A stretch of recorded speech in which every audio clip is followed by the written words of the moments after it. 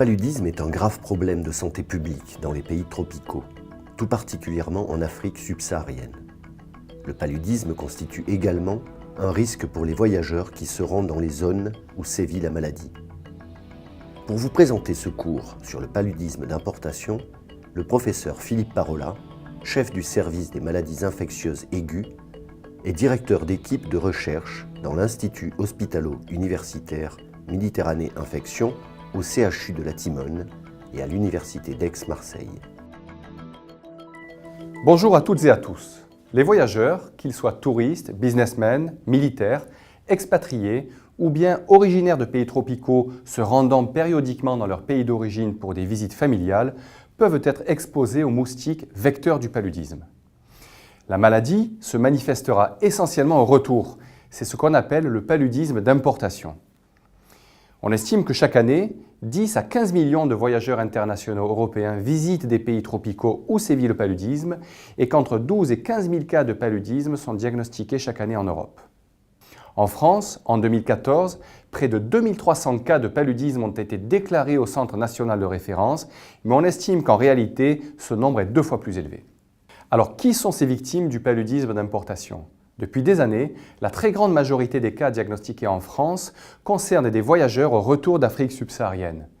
Dans plus de 3/4 des cas, il s'agit de migrants ou de voyageurs d'origine africaine résidant en France et qui sont retournés dans leur pays d'origine pour des visites familiales ou pour des congés.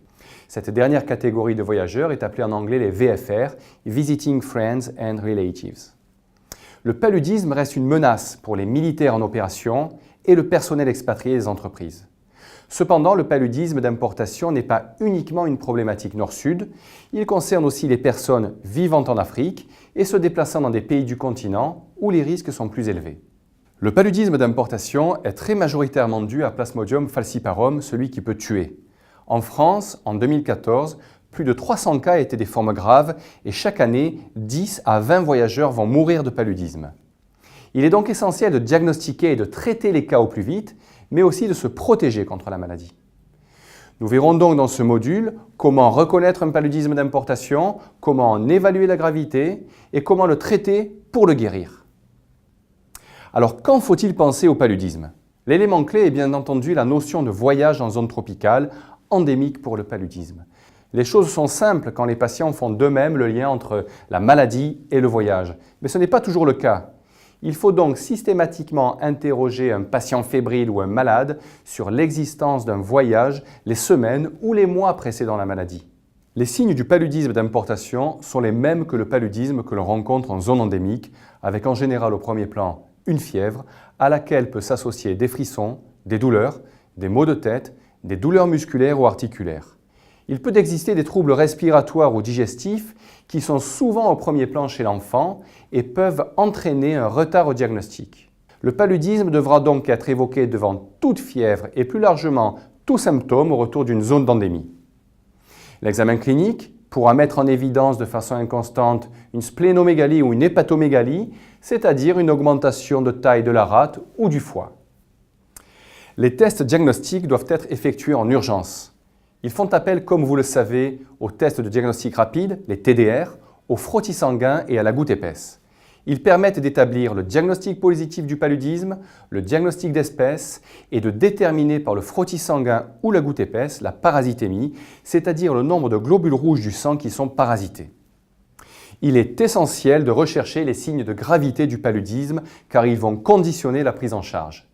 Ces signes de gravité sont les suivants: défaillance neurologique, défaillance respiratoire, défaillance cardio-circulatoire, des convulsions répétées, une hémorragie clinique, un ictère clinique ou une bilirubinémie totale supérieure à 50 micromoles par litre, une hémoglobinurie macroscopique, une anémie profonde inférieure à 7 grammes par décilitre ou un hématocrite inférieur à 20%, une hypoglycémie avec une glycémie inférieure à 2 millimoles par litre, une acidose, une hyperlactatémie, une hyperparasitémie, c'est-à-dire une parasitémie supérieure à 4% chez les sujets non humains, et enfin une insuffisance rénale.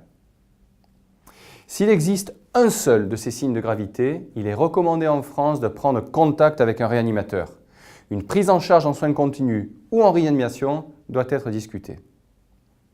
Une fois diagnostiqué, le paludisme d'importation à Plasmodium falciparum doit être traité en urgence. La prise en charge est bien codifiée. S'il s'agit d'une forme non compliquée, c'est-à-dire sans aucun signe de gravité et qu'il n'y a pas de vomissement, 3 médicaments peuvent être utilisés en première intention. Il s'agit de l'association artéméter-luméfantrine, de l'association dihydroartémisine pipérakine ou de l'association atovacone proguanil. Ces médicaments sont à prendre en comprimé pendant 3 jours. En deuxième intention, si ces médicaments ne sont pas disponibles ou en cas d'antécédent d'intolérance, la méfloquine ou la quinine Peros pourront être utilisés. S'il s'agit d'une forme non compliquée, sans signe de gravité, mais associée à des vomissements, empêchant de donner aux patients des comprimés, eh bien le traitement fera appel à la quinine par voie intraveineuse, mais attention, toujours en perfusion lente dans du sérum glucosé. Dès l'arrêt des vomissements, en général dans les 24 heures, un relais Peros par un des traitements de première ligne pourra être effectué. En cas de vomissement incoercible, une alternative possible est l'utilisation de la quinine en perfusion intraveineuse lente, associée à la clindamycine en perfusion pendant 3 jours. En France, la prise en charge du paludisme grave à Plasmodium falciparum se fait en service de soins continus ou en service de réanimation. Le traitement de référence est l'artésunate par voie intraveineuse pendant 3 jours, puis relayé par un traitement oral de première ligne à pleine dose, de préférence par l'une des associations comprenant un dérivé de l'artémisinine. En France, l'artésunate intraveineux est un médicament sous autorisation temporaire d'utilisation, une ATU. S'il n'est pas disponible, le traitement du paludisme grave sera basé sur la quinine en perfusion lente intraveineuse, précédée d'une dose de charge. La surveillance des paramètres déterminant la gravité ainsi que le contrôle de la parasitémie seront bien entendu essentiels. Les traitements associés seront les traitements de support avec la réhydratation hydroélectrolytique et si besoin des transfusions, l'oxygénothérapie ou une épuration extra-rénale si nécessaire. Le suivi du traitement va être basé à la fois sur une surveillance clinique et biologique. Le suivi parasitologique repose sur le frottis sanguin et la goutte épaisse, puisque vous le savez, les tests de dépistage rapide ne permettent pas le suivi de la guérison. Au 3e jour de traitement, la fièvre doit avoir disparu et la parasitémie doit être négative ou avoir largement diminué. Si le patient est toujours fébrile, il faut rechercher une complication infectieuse associée, notamment une lymphangite ou une vénite au site de perfusion, ou suspecter une résistance du parasite au traitement institué, ce qui reste relativement rare dans le paludisme d'importation. Les patients ayant été traités par artésunate devront bénéficier d'un suivi hématologique spécifique pendant 1 mois pour dépister une possible anémie hémolytique retardée qui fait partie des effets secondaires de ces médicaments. Il est également recommandé d'effectuer un suivi parasitologique au 7e jour et au bout d'1 mois pour s'assurer l'absence de rechute qui peut toujours être liée à une résistance du parasite aux médicaments. Qu'en est-il des autres espèces de Plasmodium ? Tout d'abord, tout paludisme dû à une espèce non identifiée avec certitude doit être traité en urgence comme un paludisme à Plasmodium falciparum. Concernant les autres espèces, en l'absence de vomissement, le paludisme à Plasmodium vivax, ovalé ou malarié peut être traité par chloroquine. Cependant, les associations utilisées Peros pour le traitement de Plasmodium falciparum sont vraisemblablement efficaces également sur ces espèces.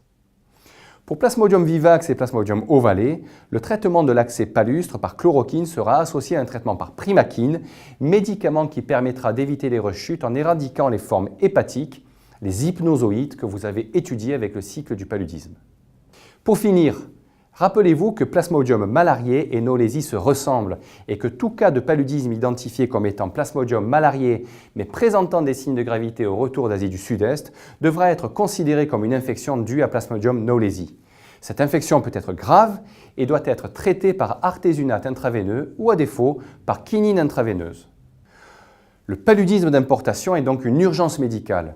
Vous découvrirez dans le prochain épisode comment l'éviter. Merci de votre attention.